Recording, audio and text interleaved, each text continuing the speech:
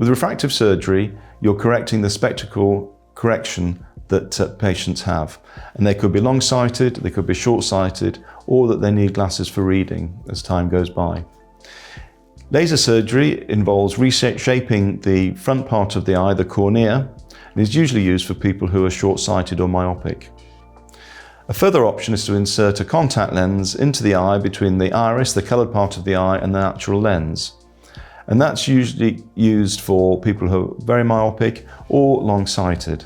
In older patients, then one would carry out early cataract surgery, sometimes known as refractive lens exchange, where the cataract or the lens is removed and an intraocular lens is inserted in its place. So it's identical to cataract surgery, but we're using it to correct people's spectacle error. With all of these procedures, the aim is to reduce people's dependence on glasses.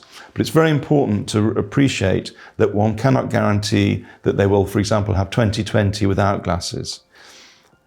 What we're aiming for is what I would regard as good social vision. And patients may still need to put glasses on, for example, for driving or even for reading. But it's reducing their requirement for glasses, which is the key. For patients, it's very much a personal decision as to whether they undergo a procedure or not. As surgeons, we can explain what's involved, what the risks are, what the potential outcomes are, and patients have to decide for themselves whether it is for their benefit to have surgery or not. So the key is the patient working out the risks and benefits and to make sure that the benefits outweigh any risks of surgery.